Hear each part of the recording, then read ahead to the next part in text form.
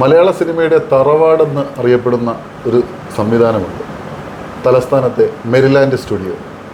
ആ മെരിലാൻഡ് കുടുംബത്തിൽ നിന്നും ഒരു പുതിയ പ്രൊഡക്ഷൻ കമ്പനി രൂപീകൃതമായിരിക്കുന്നു, വൈഗ പ്രൊഡക്ഷൻസ്. മലയാള സിനിമയുടെ ചരിത്രത്തിൻ്റെ ഭാഗമായ പി സുബ്രഹ്മണ്യം സാറിൻ്റെ മകൻ്റെ മകൻ സെന്തിലാണ് ഇന്ന് വെള്ളി നക്ഷത്രത്തോടൊപ്പം ചേരുന്നത്. നമസ്കാരം സർ. നമസ്കാരം. വൈഗ മെരിലാൻഡ് റിലീസ് മറ്റൊരു ചിത്രവുമായി വീണ്ടും എത്തുകയാണ്, സൂര്യയുടെ റിട്രോ. എന്താണ് സാർ പുതിയ വിശേഷം? അതായത് സൂര്യ ഇപ്പം അടുത്ത ഈ വരുന്ന 27-ാം തീയതി തിരുവനന്തപുരത്ത് വരെയാണ് നമ്മുടെ പ്രൊമോഷനുമായിട്ട്. പിന്നെ ഞാൻ 2D കമ്പനിയായിട്ട് ഇത് എഗ്രിമെൻറ്റ് സൈൻ ചെയ്യുന്നത് എനിക്കൊരു പോസിറ്റീവ് എനർജിയാണ് ഫീലായത്. ബിക്കോസ് അത്രയും ഡെഡിക്കേറ്റഡ് ആയിട്ടുള്ളൊരു പ്രൊഡക്ഷൻ ഹൗസുമായിട്ട് വർക്ക് ചെയ്യാൻ സാധിച്ചതിൽ വളരെ സന്തോഷമുണ്ട്. ബിക്കോസ് എല്ലാ കാര്യങ്ങളും അവർ വെൽ പ്ലാൻഡ് ആയിട്ടാണ് ചെയ്തിരിക്കുന്നത്. ഈ പടം വളരെ നന്നായിട്ട് വരും എന്നാണ് ഞാൻ കുറേ ട്രെയിലറും ബാക്കി പ്രൊമോഷൻ സാധനങ്ങളുടെ വിറ്റ്സൊക്കെ കണ്ടായിരുന്നു. പടം നന്നായിട്ട് വന്നിട്ടുണ്ട്. സൂര്യയുടെ സൈഡിൽ നിന്ന് നോക്കുകയാണെങ്കിൽ വലിയൊരു ചേഞ്ചാണ് ഈ പടത്തിനുണ്ടാകുന്നത്. ത്രൂ ഔട്ട് ഒരു ആക്ഷൻ എൻ്റർടൈനർ ആയിരിക്കും എന്നുള്ളതാണ്. പിന്നെ കാർത്തിക് സുബരാജിനെ വെച്ച് നോക്കുമ്പോൾ പുള്ളിയുടെ ജോണറിൽ ഒരു വ്യത്യസ്തമായ ഒരു പടമായിരിക്കും എന്നാണ് എൻ്റെ വിശ്വാസം. നമ്മുടെ മൂന്നാമത്തെ സിനിമ. ആദ്യത്തെ പടം ഡിമോണ്ടി കോളനി ആയിരുന്നു. രണ്ടാമത്തെ പടം വിടുതലൈ പാർട്ട് 2 ആയിരുന്നു. ഇത് മൂന്നാമത്തെ പടമാണ്. ഈ സിനിമയിലേക്ക് ആകർഷിച്ച ഘടകം എന്തായിരുന്നു? സൂര്യ തന്നെയാണ് മെയിൻ ഘടകം. പിന്നെ പുള്ളിയുടെ പ്രൊഡക്ഷൻ ഹൗസുമായിട്ട് ഞാൻ ഈ പടം ശരിക്കും പറഞ്ഞാൽ ഞാൻ 2-3 പ്രാവശ്യം പോയതാണ് അവരുടെ ഓഫീസിൽ. പുള്ളിയൊക്കെ മീറ്റ് ചെയ്യാൻ പറ്റിയിട്ടില്ല. രാജശേഖരൻ എന്ന് പറഞ്ഞാൽ പുള്ളിയുടെ പ്രൊഡക്ഷൻ ഹൗസിലെ ഇൻചാർജായിട്ട് പുള്ളിയാണ് മീറ്റ് ചെയ്തത്. അതൊരു ശരിക്കും പറഞ്ഞാൽ ഒരു പോസിറ്റീവ്.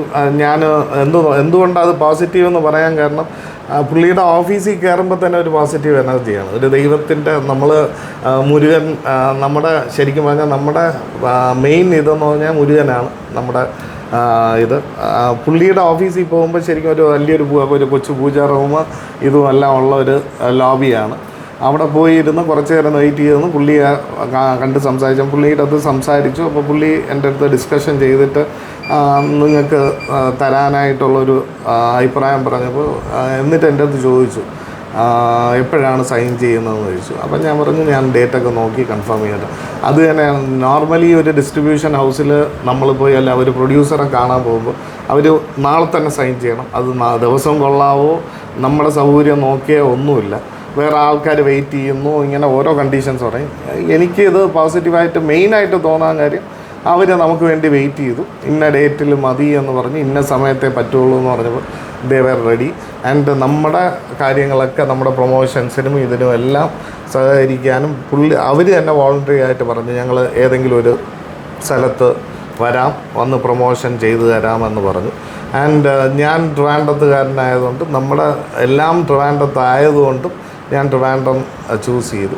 അപ്പം പുള്ളി ഫുൾ സപ്പോർട്ട് ചെയ്തു തരാമെന്നുള്ളതാണ്. ഈ പടത്തിന് വേണ്ടി എന്ത് പ്രൊമോഷനും പുള്ളിയുടെ സൈഡിൽ നിന്ന് ചെയ്തു തരാമെന്നാണ് പറഞ്ഞത്. സൂര്യ നേരിട്ട് കണ്ട് സംസാരിച്ചു? ഇല്ല, സൂര്യയെ കണ്ടില്ല. സൂര്യയുടെ പ്രൊഡക്ഷൻ ഹൗസും അവരുടെ മാനേജർ ഇൻചാർജുമായിട്ടാണ് കണ്ടത്. സൂര്യ ഫാനാണോ? അതെ, കുട്ടിക്കാലം തൊട്ടേ. അതെ, അതുകൊണ്ടാണ് ഈ സിനിമ തന്നെ എടുക്കണമെന്ന്. അതെ, സൂര്യയുടെ നല്ലൊരു പടം ചെയ്യണമെന്നുള്ളതാണ്. അതുമല്ല നല്ലൊരു ഡയറക്ടർ, ഈ പടത്തിൻ്റെ ഡയറക്ടർ ക്രൂ എല്ലാം നല്ലൊരു ക്രൂ ആയതുകൊണ്ടും കൂടെയാണ് എന്നെ ആകർഷിച്ചത്. സൂര്യയുടെ ഓഫീസിലേക്ക് ഫസ്റ്റ് കാലെടുത്ത് വെക്കുമ്പോൾ മനസ്സിൽ തോന്നിയത് എന്തായിരുന്നു? പടം നന്നായിരിക്കും എന്നുള്ളത് തന്നെയാണ് എനിക്ക് തോന്നിയത്. എന്ന് വെച്ച് കഴിഞ്ഞാൽ സൂര്യയുടെ ഓഫീസിൽ പോകുന്നതിന് മുമ്പേ ഞാൻ ശരിക്കും പറഞ്ഞാൽ വിടുതല കഴിഞ്ഞ ജാനുവരി തൊട്ട് ഈ പടം തന്നെയാണ് എൻ്റെ മനസ്സിൽ ഓടിക്കൊണ്ടിരുന്നത്. ഈ പടം നമുക്ക് ചെയ്താൽ എന്ത് എന്നുള്ളത്. ഞാൻ അടുത്ത പടവും അത് തന്നെയാണ് നോക്കിക്കൊണ്ടിരിക്കുന്നത്. നല്ലൊരു കമ്പനിയിൽ നല്ലൊരു പടം ചെയ്യണമെന്നുള്ളതാണ് നമ്മുടെ മെയിൻലി നമ്മൾ ഡിസ്ട്രിബ്യൂഷനാണ് ഫസ്റ്റ്ലി പ്രിഫറൻസ്. എന്തുകൊണ്ടെന്ന് വെച്ച് കഴിഞ്ഞാൽ എൻ്റെ അപ്പൂപ്പൻ വളരെ കർക്കശമായിട്ട് പറഞ്ഞിട്ടുള്ളത് മക്കളോ കൊച്ചുമക്കളോ പ്രൊഡക്ഷനിലേക്ക് പോകരുത് എന്ന് പറഞ്ഞിട്ടുണ്ട്. അപ്പം നമ്മൾ അച്ഛനായാലും ശരി തന്നെ പുള്ളിയാണ് ശരിക്കും പറഞ്ഞാൽ പഴയ പടങ്ങളുടെ ആർട്ടും ബാക്കി കാര്യങ്ങളും സ്വാമി അയ്യപ്പൻ പോലത്തെ പടങ്ങളുടെ സെറ്റ് വർക്കും ബാക്കി കാര്യങ്ങളും ഒക്കെ ചെയ്തത് എൻ്റെ അച്ഛനാണ്. Basically is an architect. അപ്പം പുള്ളി ചെയ്യുമ്പോഴും പുള്ളിയുടെ അടുത്തും പറഞ്ഞതാണ് നമ്മുടെ ഫാമിലിയിൽ ഫസ്റ്റ് സിനിമ എടുക്കാൻ പൊട്ടൻഷ്യലായിട്ട് എനർജി ഉള്ളത് പുള്ളിക്കാണ്. അപ്പോൾ പുള്ളി എൻ്റെ അടുത്തും എൻ്റെ അച്ഛൻ എപ്പോഴും പറയാറുണ്ട് സിനിമ എടുക്കാൻ പോകരുത് എന്നുള്ളത്. ഡിസ്ട്രിബ്യൂഷൻ ആണെങ്കിൽ ഓക്കെ എന്നുള്ളതാണ്. പക്ഷേ അതല്ല, ഇന്നത്തെ സാഹചര്യത്തിൽ നമുക്ക് ശരിക്കും പറഞ്ഞാൽ ഡിസ്ട്രിബ്യൂഷന് മുടക്കുന്ന പൈസ തന്നെ ആവും ഒരു സിനിമ എടുക്കാൻ. വലിയൊരു പടം എടുക്കുന്ന പൈസ തന്നെ ആവും സിനിമ എടുക്കാൻ. നമ്മളും അങ്ങനെ തന്നെയാണ് പ്ലാൻ ചെയ്തിരിക്കുന്നത്. നല്ലൊരു സബ്ജക്റ്റ്, നല്ലൊരു ആർട്ടിസ്റ്റ് വരികയാണെങ്കിൽ ഡെഫിനറ്റ്ലി നമ്മൾ ഒരു പടം ചെയ്യും. പക്ഷേ ആദ്യം നമ്മൾ ഈ ഒരു മേഖലയിൽ ഒന്ന് എസ്റ്റാബ്ലിഷ് ചെയ്തിട്ടേ നമ്മൾ സിനിമയിലേക്ക് പോകും. മുത്തശ്ശൻ ഉപദേശം തന്നു, അച്ഛൻ തന്ന ഉപദേശം എന്താ? അത് തന്നെ, അച്ഛൻ തന്നാണ് അത് തന്നെയാണ് ഞാൻ പറഞ്ഞത്. അച്ഛനും വലിയ ഇൻട്രസ്റ്റ് ഇല്ല. പുള്ളിക്ക് സീരിയൽ, വെബ് സീരീസ് ഒക്കെ ആണെങ്കിൽ ഓക്കെയാണ്. ബിക്കോസ് പുള്ളി തന്നെ ഒരുപാട് സീരിയൽസ് പ്രൊഡ്യൂസ്, സ്വാമിയപ്പൻ ചെയ്തിട്ടുണ്ട്, കടമറ്റത്ത് കത്തനാർ ചെയ്തിട്ടുണ്ട്. പുള്ളി എല്ലാം പുരാണപരമായിട്ടുള്ള സംഭവങ്ങളാണ് കൂടുതലും ചെയ്തിട്ടുള്ളത്. അപ്പോൾ പുള്ളിയുടെയും ഇൻസ്ട്രക്ഷൻ അത് തന്നെയാണ്. പക്ഷേ ഇന്ന് നമ്മുടെ ജനറേഷനിൽ എൻ്റെ കസിൻ വേറൊരു പ്രൊഡക്ഷൻ ഹൗസ് വെച്ചിട്ടുണ്ട്, അതും മെറിലാൻഡിൻ്റെ പേരിൽ തന്നെയാണ്. അപ്പം അങ്ങനെ പറഞ്ഞിട്ട് കാര്യമില്ല. ഇന്നത്തെ സാഹചര്യത്തിനനുസരിച്ച് പ്രൊഡക്ഷനും ഡിസ്ട്രിബ്യൂഷനും തമ്മിൽ വലിയ വ്യത്യാസമൊന്നുമില്ല. റിസ്ക് ഫാക്ടർ ഡിസ്ട്രിബ്യൂഷനാണ് കൂടുതൽ, പ്രൊഡക്ഷനല്ല. പ്രൊഡക്ഷനാണെങ്കിൽ നമുക്ക് ഇത്ര എമൗണ്ടിൻ്റെ അകത്ത് തീർക്കാം. അതേ എമൗണ്ട് ഇപ്പം ഞാൻ പറയാം, ഒരു 5.5 കോടി ഇല്ലെങ്കിൽ 10 കോടിക്കകത്ത് ഒരു പടം തീർത്ത് നമുക്ക് പല ലാംഗ്വേജസിൽ കൊടുക്കാം, OTT വിൽക്കാം. പടം നന്നായിരിക്കുകയാണെങ്കിൽ കുറേ കൂടെ പൈസ കിട്ടും, ഓവർസീസ് റൈറ്റ് കിട്ടും. പക്ഷെ എല്ലാം ഇപ്പോഴും കുറേ കൂടെ ഡിഫിക്കൽട്ടാണ്. എന്നാൽ കൂടി നമ്മുടെ പ്രൊഡക്ഷൻ കോസ്റ്റും ഡിസ്ട്രിബ്യൂഷനും ഒക്കെ വെച്ച് നോക്കുമ്പോൾ പ്രൊഡക്ഷൻ ബെറ്റർ. എന്താ ഇത്രയും വൈകാൻ കാരണം? ഒരു ഡിസ്ട്രിബ്യൂഷൻ കമ്പനി തുടങ്ങാൻ അങ്ങനെ? ഇല്ല, ഞാൻ ഇതിന് മുമ്പേയും കുറേ പടങ്ങൾ, ഇംഗ്ലീഷ് പടങ്ങൾ ഡിസ്ട്രിബ്യൂഷൻ ചെയ്തിട്ടുണ്ട്. SKV company, Shri Karpaka Vinayaka companies എന്ന് പറഞ്ഞ് നമ്മൾ ഇംഗ്ലീഷ് പടങ്ങൾ ഒരുപാട്, ഈ വാർണറിൻ്റെയും ഫോക്സിൻ്റെയും പടങ്ങളൊക്കെ കേരളത്തിൽ മെയിൻ സ്റ്റേഷൻ ഒഴിച്ച് ബാക്കി എല്ലാ സെൻറ്ററിലും നമ്മൾ ചെയ്തുകൊണ്ടിരുന്നത് തന്നെയാണ്. പക്ഷെ ഞാൻ ഒരു ഗ്യാപ്പ് വന്നതെന്ന് വെച്ച് കഴിഞ്ഞാൽ, ഞാൻ ഈ ഫീൽഡുമായിട്ട് മാറി ഞാനൊരു റെസ്റ്റോറൻറ്റും ഇതുമൊക്കെ വെച്ചുകൊണ്ടിരുന്നതുകൊണ്ട്, പിന്നെ തിയേറ്ററിൽ ബാക്കി കാര്യങ്ങൾ നോക്കുന്നതിനുള്ളതുകൊണ്ടാണ് ഞാനത് വേണ്ടെന്നുള്ള രീതിയിൽ. നേരത്തെ പറഞ്ഞ റിസ്ക് ഫാക്ടർ എന്ന് പറയുമ്പോൾ, ഞാൻ നേരത്തെ അവിടെ നിന്ന് ചോദിച്ചിരുന്നതാണ്, മത്സരബുദ്ധി കൂടുതലുള്ളൊരു മേഖലയാണ് ഡിസ്ട്രിബ്യൂഷൻ എന്ന് പറയുന്നത് ഇപ്പോൾ. കാരണം നേരത്തെ ഉണ്ടായിരുന്ന പല ചെറുകിട കമ്പനികൾ പോലും ഇപ്പോൾ പൂട്ടിക്കെട്ടും. ഇപ്പോൾ ഈ ഒരു മത്സര രംഗത്തേക്ക് വീണ്ടും ചൂട് വയ്ക്കുമ്പോൾ അതെങ്ങനെയാണ് ഒരു മുന്നോട്ടുള്ള പ്രയാണം? അല്ല, മത്സരം എന്ന് പറഞ്ഞു കഴിഞ്ഞാൽ വലിയ കാശുള്ളവന് കിട്ടും, കാശില്ലാത്തവന് കിട്ടൂല എന്ന് പറഞ്ഞ പോലെ ഈ ചെറിയ പടങ്ങൾക്കും വലിയ പടങ്ങൾക്കും ഒന്നും വ്യത്യാസമില്ല. നമുക്ക് നമ്മുടെ മാർക്കറ്റാണ്, നമ്മൾ കേരളമാണ്, തമിഴ്നാട് പോലെയല്ല, ബാക്കിയുള്ള സ്റ്റേറ്റ്സ് പോലെയല്ല. കേരളത്തിനൊരു പ്രത്യേക ഒരു മാർക്കറ്റുണ്ട്. പടം നന്നായിരുന്നാൽ, എല്ലാ സ്ഥലത്തും അങ്ങനെയാണ്, എസ്പെഷ്യലി കേരളത്തിൽ പടം ആദ്യത്തെ ഷോ കണ്ട് തന്നെയാണ് ഇറങ്ങിയിട്ട് മോശമെന്ന് പറഞ്ഞു കഴിഞ്ഞാൽ അതങ്ങനെ ഗ്രാഫ് താഴും പോലെ താഴും. അത് പോകുന്നത് ശരിക്കും പറഞ്ഞാൽ വലിയൊരു നഷ്ടത്തിലേക്കാണ് പോകുന്നത്. അപ്പം വലിയ എമൗണ്ട് കൊടുത്ത് എടുത്തു കഴിഞ്ഞാലുള്ള ഒരു റിസ്ക് ഫാക്ടർ തിയേറ്ററുകാർക്ക് നഷ്ടമല്ല. പക്ഷേ ഇന്ന് ഡിസ്ട്രിബ്യൂഷൻ അല്ല കൂടുതലും വരുന്നത്, മിനിമം ഗ്യാരണ്ടിക്കാണ് പടം എടുക്കുന്നത്. മിനിമം ഗ്യാരണ്ടി എന്ന് പറഞ്ഞാൽ ഇപ്പോൾ നമ്മളൊരു 2.5 കോടി രൂപയ്ക്ക് ഒരു പടം എടുത്തു കഴിഞ്ഞാൽ ഈ 2.5 കോടി കവർ ചെയ്താലേ നമുക്ക് ബെനിഫിറ്റ് ഉള്ളൂ. നേരെ മറിച്ച് അത് കവർ ചെയ്തില്ലെങ്കിൽ നമുക്കാണ് നഷ്ടം, പ്രൊഡ്യൂസറിന് ഒരു കാലത്ത് നഷ്ടം ഉണ്ടാകുമ്പോൾ. എന്നാൽ നല്ല കമ്പനിയാണെങ്കിൽ അവർ പറയും അടുത്ത പടം നമുക്ക് ചെയ്യാം, നമുക്ക് നിങ്ങളെ ഹെൽപ്പ് ചെയ്യാം. നല്ലൊരു റിലേഷൻഷിപ്പുള്ള, ഇപ്പം ഞാൻ പറയാം, നല്ലൊരു റിലേഷൻഷിപ്പുള്ള ഒരു കമ്പനിയാണെങ്കിൽ അവർ ഡെഫിനറ്റ്ലി പറയും, സാർ പേടിക്കേണ്ട, നമ്മൾ സപ്പോർട്ട് ചെയ്യും, അടുത്ത പടം നമുക്ക് വരുമ്പോൾ ഞാൻ എന്തായാലും കൺസിഡർ ചെയ്യാമെന്നുള്ളത് പറയും. അതാണ് ശരിക്കും മെയിൻലി. ഇപ്പം വലിയ ബിസിനസ്സുകാരെന്ന് പറഞ്ഞാൽ ഇപ്പം നമുക്ക് വിരലിൽ എണ്ണാവുന്നവരെ തമിഴ് പടങ്ങൾ ഡിസ്ട്രിബ്യൂഷൻ എടുക്കുന്നുള്ളൂ. ഈ പടം തന്നെ വേഫെയറാണ് ആദ്യം അപ്രോച്ച് ചെയ്തത്. അത് കഴിഞ്ഞാണ് അതെനിക്ക് അറിഞ്ഞുകൂടായിരുന്നു. ഇപ്പം ഞാനൊരു തമിഴ് യൂട്യൂബ് ചാനലിൽ കൂടെയാണ് കണ്ടത് ഇങ്ങനെ അവർ അപ്രോച്ച് ചെയ്തിരുന്നു എന്നുള്ളത്. ഞാൻ പോകുമ്പോൾ വേറെ ആരും അപ്രോച്ച് ചെയ്തിട്ടില്ല എന്നുള്ളതാണ് എൻ്റെ വിശ്വാസം. അപ്പോൾ ഈ പറഞ്ഞതുപോലെ ഈ നൂലാമലകൾ നടക്കുമ്പോൾ തിയേറ്റർ ബിസിനസ് എങ്ങനെയാണ്? തിയേറ്റർ ബിസിനസ്സും അത് തന്നെയാണ്. ഇപ്പോൾ എല്ലാവരും കണ്ടിന്യൂസ് ആയി ഒരു തിയേറ്റർ എന്ന് പറഞ്ഞ്, മുമ്പൊക്കെ ആണെങ്കിൽ ശ്രീകുമാറിലാണ് നമ്മൾ നരസിംഹം കളിച്ചിട്ടുണ്ടെങ്കിൽ അത് ശ്രീകുമാറിൽ മാത്രമേ ഉള്ളൂ, വേറെ ഒരു തിയേറ്ററിലും കളിക്കുന്നില്ല. ഇന്നൊന്നും അതല്ല. ഇന്ന് പ്രൊഡ്യൂസറിനാണ് ഏറ്റവും കൂടുതൽ ബെനിഫിറ്റ്. ഒറ്റ അടിക്ക് പൈസ വരുന്നു. പക്ഷേ മാക്സിമം റൺ എന്ന് പറയുന്ന സാധനമില്ല.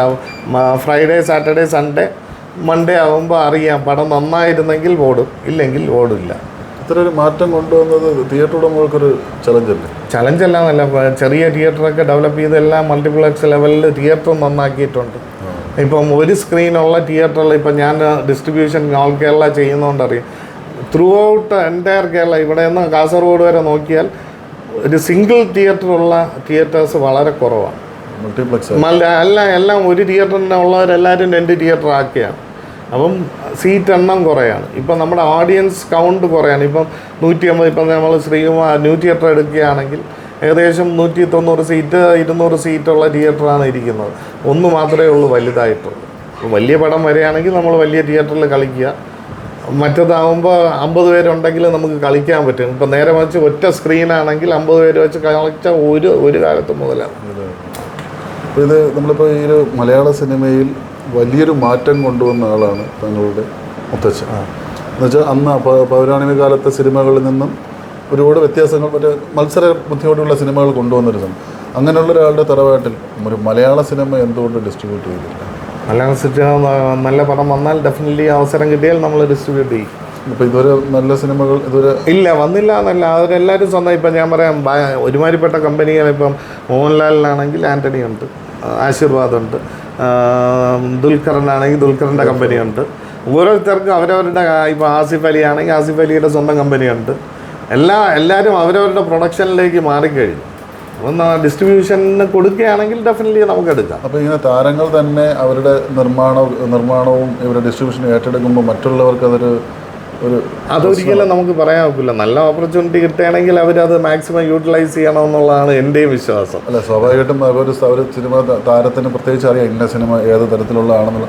അവരതെടുക്കുമ്പോൾ മറ്റുള്ളവർ ആ തരത്തിലേക്ക്. ഇപ്പം ഞാൻ ഒരു ഉദാഹരണം പറയാം. ഇപ്പം എമ്പുരാൻ പോലുള്ള ഒരു പടം ഇത്രയും റിസ്ക് എടുത്ത് വേറൊരു പ്രൊഡ്യൂസർ ചെയ്യൂ, ഞാൻ ചോദിക്കാം. ഇപ്പോൾ മോഹൻലാൽ തന്നെയാണ്, പൃഥ്വിരാജ് തന്നെയാണ്, നല്ല കോമ്പിനേഷനാണ്, എല്ലാം ശരി തന്നെയാണ്. പക്ഷെ വേറൊരാൾ ഇത്രയും കാശ് മുടക്കി ചെയ്യാൻ തയ്യാറാവുമോ? ഇപ്പം ചെറിയ പടങ്ങളാണെങ്കിൽ എല്ലാവരും തയ്യാറാവും. ഇപ്പം ഞാൻ പറയാം, ഒരു പടം ഹിറ്റായി, ഇപ്പം ഒരു ചെറിയ പടം വാഴ എന്നൊരു പടം ഹിറ്റായി, അതിൻ്റെ പുറകെ ഉടനെ അതേ പാറ്റേണിൽ ഒരു 10 പടം, മുമ്പത്തെ ട്രെൻഡ് അതാണ്, ഒരു പടം ഹിറ്റായെങ്കിൽ ഒരു 10 പടം അതേ പാറ്റേണിൽ കൊച്ചു പിള്ളേരെ വെച്ച് എടുക്കാമെന്നുള്ളത്. പക്ഷെ അതേപോലെ ഓടണമെന്നില്ല, സമയമാണ് ഇല്ലേ. സിനിമ എന്ന് പറയുന്ന ഒരു റിസ്ക്കാണ്. പക്ഷെ നമ്മുടെ സമയം നന്നായിരിക്കണം, അഭിനയിക്കുന്നവരുടെ സമയം നന്നായിരിക്കണം, ക്യാമറാമാൻ്റെ സമയം, ഡയറക്ടർ, എല്ലാവരുടെയും സമയവും എല്ലാവരുടെയും കോപ്പറേഷനും ഒത്തുചേർന്ന ഒരു ഹാർഡ് വർക്കിലാണ് സിനിമ വരുന്നത്. അല്ലാതെ ഒരാൾ മാത്രം നന്നായിട്ട് ഒരിക്കലും സിനിമ ഉണ്ടാവില്ല. റെട്രോയുടെ ഈ വരവ് എങ്ങനെ പ്രതീക്ഷിക്കുന്നു കേരളത്തിൽ? സൂര്യയ്ക്കും നല്ല സൂര്യ ഫാൻസിന് ശരിക്കും പറഞ്ഞാൽ ഒരു നല്ല രീതിയിൽ വന്നിട്ടുണ്ട് എന്നുള്ളതാണ് എൻ്റെ വിശ്വാസം. ബിക്കോസ് അത്യാവശ്യം ഒരു സിനിമയ്ക്ക് വേണ്ട എല്ലാ സാധനങ്ങളും ആ പടത്തിലുണ്ട്. പിന്നെ ഇതൊരു വേറൊരു ജോണറിലാണ് എടുത്തിരിക്കുന്നത്, ഒരു കാലഘട്ടം ബേസ് ചെയ്താണ് എടുത്തിരിക്കുന്നത്. അതായത് കുറച്ച് ബാക്കിലോട്ട്, അതായത് 95, 89 to 2000 അകത്ത് വരുന്ന കഥയല്ല, അതേ ജോണറിൽ വരുന്ന സിനിമയാണ്. അല്ലാതെ ഈ കാലഘട്ടത്തിൽ വരുന്ന സിനിമയാണോ എന്ന് ചോദിച്ചാൽ പറയാൻ ഒക്കില്ല. നിങ്ങൾക്ക് ട്രെയിലർ കാണുമ്പോഴും തന്നെ നിങ്ങൾക്ക് അറിയാൻ പറ്റും അത്രയും നന്നായിട്ട്. അതും നമ്മുടെ ഈ റെട്രോയുടെ ഏറ്റവും വലിയൊരു പ്രത്യേകത എന്ന് പറഞ്ഞു കഴിഞ്ഞാൽ മലയാളി നടന്മാർ ഒരുപാട് പേര് പങ്കെടുത്തിട്ടുള്ള ഒരു സിനിമയാണ്. ഒന്ന് ജയറാം, 2 ജോജു ജോർജ്, പിന്നെ ആർട്ടിസ്റ്റ്, ലേഡി ആർട്ടിസ്റ്റ് സ്വാസിക ഉണ്ട്, പിന്നെ നമ്മുടെ വേറൊരാളും കൂടെ ഉണ്ട്, വേറെ 2-3 പേര്, കൊച്ചു പയ്യന്മാരും കുറേ പേരുണ്ട്. ഇപ്പോൾ മലയാള സിനിമാ താരങ്ങൾ കൂടുതലും ഇപ്പോൾ തമിഴ് അരങ്ങേറുന്നൊരു സമയം. ഈ ജോജു തന്നെ കഴിഞ്ഞ ദിവസം തഗ് ലൈഫ് എന്ന സിനിമ അതിൻ്റെ ഓഡിയോ ലോഞ്ചിട്ടുണ്ടായിരുന്നു. ഇപ്പോൾ അവർ തന്നെ ജോജുവിന് തന്നെ ഈ സിനിമയിലും അവസരമുണ്ട്. അതിന് എന്താണ് ഒരു ട്രാൻസ്ലേഷൻ എന്ന് നോക്കി കാണുന്നത്? നല്ല നടനായതുകൊണ്ടല്ലേ പുള്ളിയെ വിളിക്കുന്നത് സിനിമയ്ക്ക്. അതായത് അവർക്കും ഓപ്പർച്യൂണിറ്റി കിട്ടണം. ഇപ്പം മലയാളത്തിൽ മാത്രം ഒതുങ്ങിക്കൂടണമെന്നില്ലല്ലോ. ഇപ്പോൾ എല്ലാം പാൻ ഇന്ത്യ സിനിമ എന്നല്ലേ പറയുന്നത്. അപ്പോൾ ജോജു പോലുള്ള ജയറാമൊക്കെ പലരും ഈ ട്രെയിലർ കണ്ടിട്ട് പറഞ്ഞതെന്ന് വെച്ച് കഴിഞ്ഞാൽ ജയറാമിനെ ഒരുമാതിരി കോമഡിയനാക്കി കളഞ്ഞു എന്ന് പലരും എൻ്റെ അടുത്ത് വിളിച്ച് പാസ്. പക്ഷേ ആ ക്യാരക്ടറിന് പറ്റിയതുപോലെ ജയറാം നന്നായിട്ട് ചെയ്തിട്ടുണ്ടെന്നുള്ളതാണ്. അത് ജയറാമിന് മാത്രമേ ചെയ്യാൻ പറ്റൂ, ഒരിക്കലും വേറൊരാൾക്ക് ചെയ്യാൻ പറ്റില്ല. ഇപ്പം നിങ്ങൾ മറ്റേ പൊന്നിയൻ സെൽവത്തിൽ തന്നെ ആ ജയറാം ചെയ്ത ക്യാരക്ടർ വേറെ ആരെങ്കിലും ചെയ്തെങ്കിലും ഒന്നാവുമോ? ഒരിക്കലുമില്ല. അതേപോലെ ഈ ക്യാരക്ടർ അതിന് അനുസരിച്ച് ബ്ലണ്ടായിട്ടുണ്ട്. ജോജു നന്നായിട്ട് വന്നിട്ടുണ്ടെന്നാണ് ജോജു തന്നെ പറഞ്ഞിട്ടുള്ളത് ഈ പടത്തിൽ. അപ്പോൾ എന്താണ് വൈക്ക മെർലാൻഡ് പ്രൊഡക്ഷൻസിൻ്റെ ലക്ഷ്യം? നല്ല പടങ്ങൾ കേരളത്തിൽ കൊണ്ടുവരിക.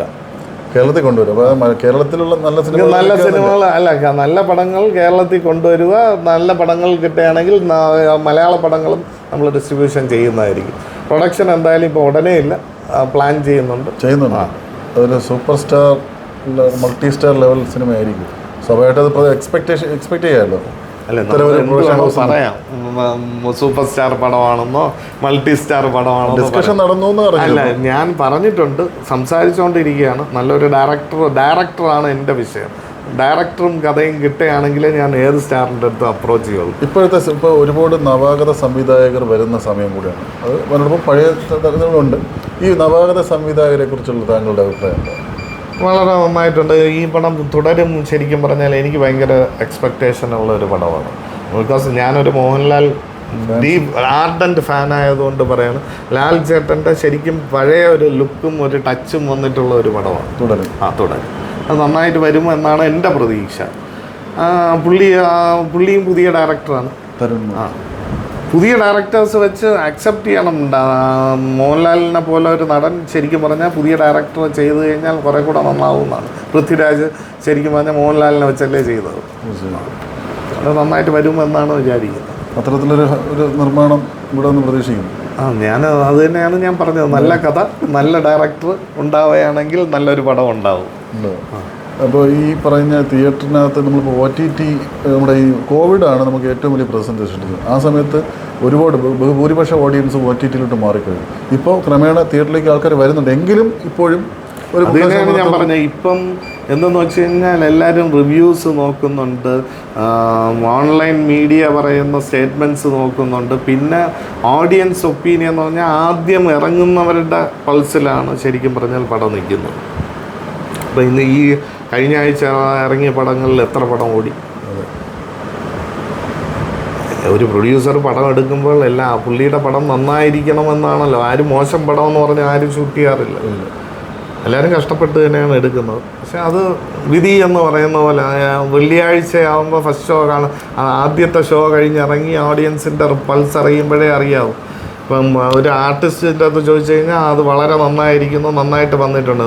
ഇപ്പം ഞാൻ വിടുതലയെ കണ്ടു, എനിക്ക് വളരെയധികം ഇഷ്ടപ്പെട്ട ഒരു പടമാണ്. എന്തെന്ന് വെച്ച് കഴിഞ്ഞാൽ technically wise well taken movie എന്ന് പറയാം. പക്ഷെ നമ്മുടെ ഓഡിയൻസ് അത് അക്സെപ്റ്റ് ചെയ്തോന്ന് പറഞ്ഞാൽ പലർക്കും ലാംഗ്വേജുമായിട്ട് സിങ്ക് ആവാൻ പറ്റിയിട്ടില്ല. പലർക്കും പടം സ്ലോ ആണ്, ഫസ്റ്റ് ഹാഫ് സ്ലോ ആണ്. പക്ഷെ ഞാൻ കണ്ടത് വെട്രിമാരൻ എന്നുള്ളൊരു ഡയറക്ടറിൻ്റെ ഒരു പൾസാണ് കണ്ടത്. നമ്മുടെ ആൾക്കാർക്ക് അക്സെപ്റ്റ് ചെയ്യാൻ. പുള്ളിയുടെ ആദ്യത്തെ പടം നന്നായിരുന്നു. ഇപ്പം ഞാനൊരു പടം എടുക്കുമ്പോൾ ആദ്യത്തെ പടത്തിൻ്റെ ഒരു കണ്ടിന്യൂവേഷൻ നന്നായിട്ട് വരും. അതും വിജയ് സേതുപതി പോലത്തെ ഒരു നടന് നന്നായിട്ടൊരു എഫക്റ്റ് കിട്ടും എന്നുള്ളതാണ് ഞാൻ വിചാരിച്ചത്. ആ സമയത്ത് നമ്മുടെ ഇവിടെ നല്ല പടങ്ങളുണ്ടായിരുന്നു. പ്ലസ് ഈ പലരും കമ്മ്യൂണിക്കേറ്റ് ചെയ്തപ്പോൾ ഒറ്റൊരു കാര്യമേ പറഞ്ഞോളൂ, പടത്തിൽ ഡയലോഗ്സ് മനസ്സിലാക്കാൻ പറ്റിയില്ല. പല ക്യാരക്ടറും പഴയ പടം, അതായത് ഫസ്റ്റ് പാർട്ടിലെ ക്യാരക്ടർ മരിച്ച ക്യാരക്ടർ സെക്കൻഡ് പാർട്ടി വന്നു. നമ്മുടെ ഓഡിയൻസ് ശരിക്കും പറഞ്ഞാൽ ഓരോ മൈന്യൂട്ട് ഡീറ്റെയിൽസും, എസ്പെഷ്യലി കേരളത്തിലുള്ളവർ ഓരോ മൈന്യൂട്ട് ഡീറ്റെയിൽസും അത് നോക്കുന്നവരാണ്. കഥാപാത്രത്തെ എടുത്തു പറഞ്ഞത് ഞാൻ അതുകൊണ്ടാണ് ഞാൻ പറഞ്ഞത്. ആ പടത്തിൽ ശരിക്കും പറഞ്ഞാൽ അത്രയും ലെങ്ത് വേണ്ടായിരുന്നു, അത്രയും കുറച്ചിരുന്നെങ്കിൽ നന്നായിരുന്നേനെന്നാണ് എനിക്കിപ്പോഴും. ഞാൻ കുറേ പോർഷൻസ് ആദ്യം കണ്ടായിരുന്നു, ഫസ്റ്റ് ഹാഫ് കണ്ടായിരുന്നു. പക്ഷെ അതിന് ശേഷം ആഡ് ഓൺ ചെയ്ത പല കാര്യങ്ങളുമുണ്ട്. ഞാൻ പറയുന്നത് കഴിവതും ഒരു പടം ഷൂട്ട് ചെയ്ത് കഴിഞ്ഞാൽ ഒരുപാട് നേരം എഡിറ്റിംഗ് ടേബിളിൽ ഇട്ട് കൊടുക്കരുത്. എത്രയും പെട്ടെന്ന് പടം ഇറക്കാനായിട്ടുള്ള വഴി നോക്കണം. ഇല്ലെങ്കിൽ ഡയറക്ടറിൻ്റെ മനസ്സിൽ ഓരോ ഐഡിയാസും ആഡ് ഓൺ ചെയ്തുകൊണ്ടേയിരിക്കും. നമ്മൾ ഒരു ഷെഡ്യൂൾ വെച്ച് ഇത്ര ദിവസത്തിൻ്റെ അകത്ത് പടം തീർക്കണം, ഇത്ര ബഡ്ജറ്റിൻ്റെ അകത്ത് തീർക്കണം, പ്രീ പ്രൊഡക്ഷനും പോസ്റ്റ് പ്രൊഡക്ഷനും എല്ലാം പക്ക പ്ലാനിങ് ചെയ്താൽ ഡെഫിനറ്റ്ലി ഒരു നല്ലൊരു പടം ഉണ്ടാക്കാൻ പറ്റും. വലിയ ബഡ്ജറ്റിന് ആവശ്യമില്ല. ഇല്ല. ഇപ്പോൾ ഈ സിനിമ ഇപ്പോൾ കാഴ്ചപ്പാടെടുത്ത് വയ്ക്കുന്നു. ഇപ്പോഴും ഓരോ സിനിമ എടുക്കാൻ വേണ്ടി മനസ്സിൽ തോന്നുമ്പോൾ ആദ്യം ഓർമ്മിക്കുന്നത് എന്താണ്? മുത്തച്ഛൻ തന്ന ഉപദേശമാണോ? ഇല്ല, മുത്തച്ഛന് എനിക്ക് 2.5 വയസ്സായപ്പോൾ പുള്ളി പോയി. ഞാൻ പറയുന്നത് അതല്ല. ഞാൻ കാണുന്നതെന്ന് പറഞ്ഞാൽ ഒരു പ്രിൻസിപ്പളോടുകൂടി നമ്മൾ ഏത് കാര്യവും കാണണം. അപ്പം ഞാൻ ഒരാളുടെ അടുത്ത് ബിസിനസ് ഡീൽ ചെയ്യുകയാണെങ്കിൽ, സിനിമ ഒരു ഡയറക്ടറിൻ്റെ ഡിസ്കഷന് പോവുകയാണെങ്കിലും ഞാൻ വളരെ വ്യക്തമായിട്ട് എനിക്ക് അക്സെപ്റ്റ് ചെയ്യാൻ പറ്റുന്നെങ്കിൽ മാത്രം ചെയ്യണമെന്ന് ആഗ്രഹിക്കുന്നതാണ്. അപ്പോൾ അവരുടെ സൗകര്യത്തിന് നമ്മൾ ഇരുന്ന് കൊടുത്തിട്ട് അവരുടെ കണ്ടീഷൻസ് വെച്ചല്ല, നമ്മുടെ കണ്ടീഷൻസിന് അക്സെപ്റ്റ് ചെയ്യുന്ന ആൾക്കാരുമായിട്ട് ബിസിനസ് ചെയ്യുക എന്നുള്ളത്. ഇതെല്ലാം ബിസിനസ്സാണ് എൻഡ് ഓഫ് ദ ഡേ. ഇപ്പോൾ നമ്മുടെ അടുത്ത് കോപ്പറേറ്റ് ചെയ്യുന്നത് നമ്മൾ എങ്ങനെ ആൾക്കാരുടെ അടുത്ത് പെരുമാറുന്നു എന്നുള്ളതാണ്. ഞാൻ കണ്ടിട്ടുള്ളത് എൻ്റെ അച്ഛൻ എല്ലാ സീരിയൽ പ്രൊഡക്ഷൻ സെറ്റിലും പുള്ളിയുടെ പ്രസൻസ് ഉണ്ടാവും. ഡയറക്ടർ തൊട്ട് എല്ലായിടത്തും പുള്ളി പേഴ്സണലി ഡിസ്കഷൻ ചെയ്യും, എങ്ങനെ ഷോട്ട് വേണം, എങ്ങനെ വയ്ക്കണം, എങ്ങനെ ഇത് ചെയ്യണം. പുള്ളിയുടെ അടുത്ത് അഭിപ്രായം ചോദിക്കും. ഞാൻ പറയുന്നത് തുളസിദാസ് ഇങ്ങനെ നമ്മുടെ സ്വാമി അയ്യപ്പൻ സമയത്ത് ഡിസ്കഷൻ സമയത്തൊക്കെ പുള്ളിയുടെ അത് ഓരോ കാര്യങ്ങൾ വന്ന് ഡിസ്കസ് ചെയ്ത് എങ്ങനെ വയ്ക്കണം സാർ, ഇങ്ങനെ വയ്ക്കണം. ഞാൻ പറയുന്നത് അത്രയും വേണ്ട, നമുക്കൊരു സ്റ്റോറി. ഇത് പലരും പ്രൊഡ്യൂസർ എന്നുള്ളത് പണം കൊടുക്കുന്ന മെഷീനായിട്ട് മാത്രം കാണാതെ ഇൻവോൾവ് ചെയ്ത് ചെയ്യുന്ന ഒരു ടൈപ്പിലാണ് എനിക്ക് താല്പര്യം. അങ്ങനെ നമുക്ക് ഇൻവോൾവ് ചെയ്ത് ചെയ്യാൻ പറ്റുന്ന സ്ഥലത്തെ നമ്മൾ കൈ കൊടുക്കുക. അപ്പോൾ പലരും ഒരു വർഷം തന്നെ മത്സരിക്കുകയാണ്, ഒന്നിൽ കൂടുതൽ പടം എടുക്കുക, അപ്പോൾ വിതരണം ചെയ്യുക. അതിനൊന്നും കാര്യമില്ല. ഇപ്പം ഞാൻ തന്നെയാണ് കഴിഞ്ഞ വർഷം 2 പടം ചെയ്തു. ഈ പ്രാവശ്യം നമുക്ക് ഓപ്പർച്യൂണിറ്റിയാണ്. നമ്മുടെ ഫ്രണ്ടിൽ ബിസിനസ്. ഇപ്പം ഞാൻ പറയാം, സൂര്യയുടെ പടം ചെയ്യണമെന്നല്ല, ഞാൻ ചെന്നൈ പോകുമ്പോൾ ഓരോ പ്രാവശ്യം പോകുമ്പോൾ ഓരോരുത്തരെ പോയി കാണുന്നുണ്ട്, പല ഓഫീസിലും കയറുന്നുണ്ട്. എനിക്ക് ഈ പടം വേണമെന്ന് തോന്നാനുള്ള ഒരു മെയിൻ റീസണാണ് ഞാൻ ആദ്യമേ പറഞ്ഞത്. ഒരു പോസിറ്റീവ് വൈബ് എനിക്ക് ആ ഓഫീസിൽ തോന്നി. ബിക്കോസ് ഞാൻ വിടുതലൈ 2 സൈൻ ചെയ്യാൻ പോയി, പക്ഷെ കർക്കിടക മാസമായിരുന്നു. എനിക്ക് മനസ്സുകൊണ്ട് ഒരു താല്പര്യമില്ല ഈ എഗ്രിമെൻറ്റ് സൈൻ ചെയ്യാൻ. ഞാൻ അവരുടെ അടുത്ത് പറഞ്ഞപ്പോൾ ഇല്ല സാർ, നമുക്ക് വേറെ ആൾ വെയിറ്റിംഗ് ആണ് എന്ന് പറഞ്ഞു. ഞാൻ എന്നിട്ട് ഓൾറെഡി അഡ്വാൻസ് കൊടുത്ത് സൈൻ ചെയ്തത് അത് കഴിഞ്ഞാണ്. പക്ഷേ എനിക്ക് അപ്പോഴേ ആ ഒരു നെഗറ്റിവിറ്റി എൻ്റെ മനസ്സിൽ ഫീലായി. ഞാൻ പറയുന്നത് നമ്മൾ സമയവും കാലവും ഒക്കെ നോക്കി ചെയ്യുന്നതാണ്. ഈശ്വര വിശ്വാസിയായതുകൊണ്ട് എനിക്കതിനോട് അക്സെപ്റ്റ് ചെയ്യും. പക്ഷേ ഇവരുടെ അടുത്ത് എനിക്ക് തോന്നിയ പോസിറ്റീവ് വൈബ് അത് തന്നെയാണ്. വിജയുടെ ഒരു പടം അണിയറയിൽ ഒരുങ്ങുന്നുണ്ട്, അത് കേരളത്തിലേക്ക് എത്തിക്കാന്ന് പറഞ്ഞു കഴിഞ്ഞാൽ നമ്മൾ ശ്രമിക്കാം. നമുക്കും അത് ഫീസിബിൾ ആണെങ്കിൽ മാത്രമേ നമ്മൾ അങ്ങോട്ട് ചെയ്യാം. ഞാൻ അതാണ് പറഞ്ഞത്, ഏത് പ്രോജക്റ്റ് ആയാലും എനിക്കും ഫീസിബിൾ ആവണം. നമ്മൾ എടുത്തുകൊണ്ട് വന്ന് ധൈര്യത്തിൽ കൊണ്ടുവന്ന് തിയേറ്ററിൽ കൊടുത്തു കഴിഞ്ഞാൽ തിയേറ്ററുടെ അടുത്ത് പോയി കൊണ്ടു കൊടുക്കുമ്പോൾ അവർ വിജയുടെ പടമാകുമ്പോൾ 100% ഓടും. ഒന്നാമത് പുള്ളി അനൗൺസ് ചെയ്ത് കഴിഞ്ഞാൽ പുള്ളിയുടെ ലാസ്റ്റ് പടമാണ്. അപ്പോൾ പുള്ളിയുടെ പടം എടുക്കാൻ എനിക്ക് സന്തോഷം തന്നെയാണ്. അവരിപ്പോഴും ചർച്ചയിലാണ്. രജനീകാന്തിൻ്റെ കമ്പനിക്കാർ വിളിച്ചു, സൺ പിക്ചേഴ്സിൻ്റെ ഓഫീസിൽ നിന്ന് എന്നെ വിളിച്ചിട്ടുണ്ടായിരുന്നു, ഒന്ന് അടുത്ത പ്രാവശ്യം വരുമ്പോൾ ഒന്ന് കാണണമെന്ന് പറഞ്ഞു. ഇങ്ങനെ ഓരോരുത്തരും വിളിക്കുന്നുണ്ട്. വിജയ് സേതുപതിയുടെ പടത്തിന് വേണ്ടി എന്നെ അത് സംസാരിച്ചായിരുന്നു. ഞാൻ ഇങ്ങനെ ധനുഷിൻ്റെ പടത്തിൽ ഞാൻ ഓൾറെഡി നേരത്തെ പോയി കണ്ടതാണ്, ഇഡ്ലി കട എന്ന് പറഞ്ഞ്. എല്ലാം ഓൺ ഹോൾഡാണ്. ഞാൻ പറഞ്ഞു നമ്മളങ്ങനെ ഹറി പറയിൽ നിരത്തി പിടിച്ച് പടം ചെയ്യാൻ താല്പര്യമില്ല, നോക്കിയിട്ട് ഈ പടം കഴിഞ്ഞിട്ട് തീരുമാനിക്കാം. എന്നാലും വിജയ് പടം പ്രതീക്ഷിക്കാം. അത് നമുക്ക് ദൈവം കനിയുകയാണെങ്കിൽ നമുക്ക് കിട്ടും. എന്തായാലും നന്നായിട്ട് മുന്നോട്ട് പോകട്ടെ വൈഗ പ്രൊഡക്ഷൻസ്. Thank you.